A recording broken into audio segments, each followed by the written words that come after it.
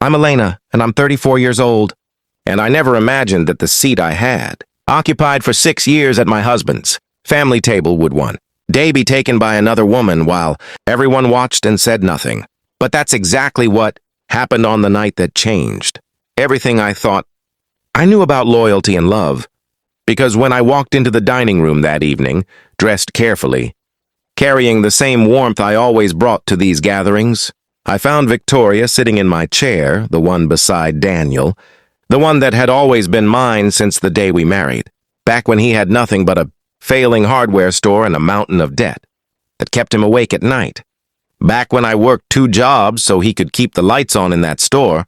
Back when I believed in him so fiercely that I gave up my own dreams to become the foundation he stood on. And now, after 5 years of success, after the business grew into something bigger than either of us had dreamed, after the mansion and the cars and the respect he commanded, in every room he entered, he stood there beside Victoria and said nothing as she smiled at me from my own seat. And for a moment I felt the air leave my lungs, because I realized that 34 years of my life had led me to this exact humiliation, standing in a room full of people who once called me family, waiting for someone, anyone, to acknowledge that something was deeply wrong. But the silence stretched on, and Daniel wouldn't even meet my eyes.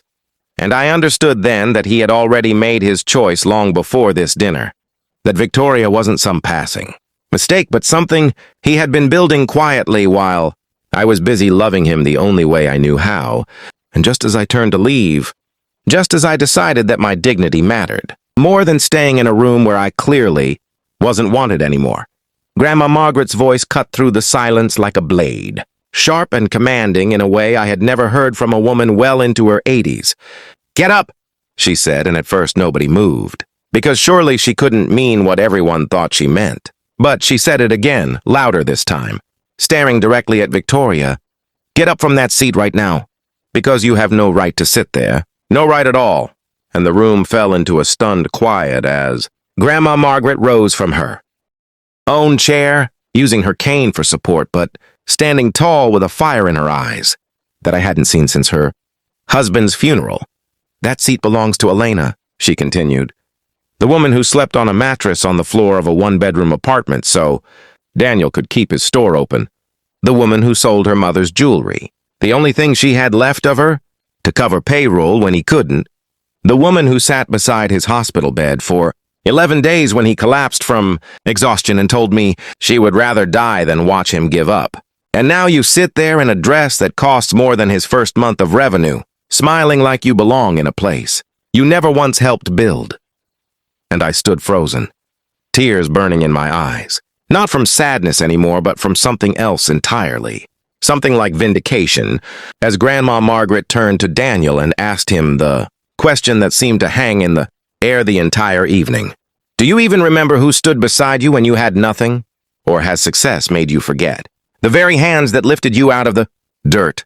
And Daniel, for the first time all night, looked truly ashamed, his jaw tightening, his eyes finally finding mine, full of something that looked like regret but felt too late to matter. Because in that moment I realized that I didn't need his apology to know my own worth.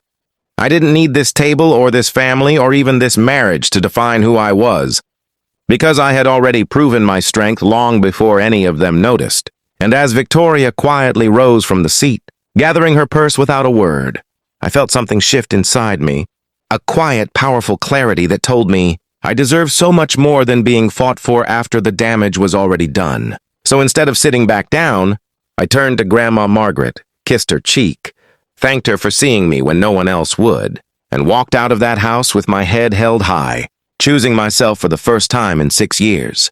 Because real strength isn't about winning back a seat at someone else's table. It's about realizing you were always worthy of your own.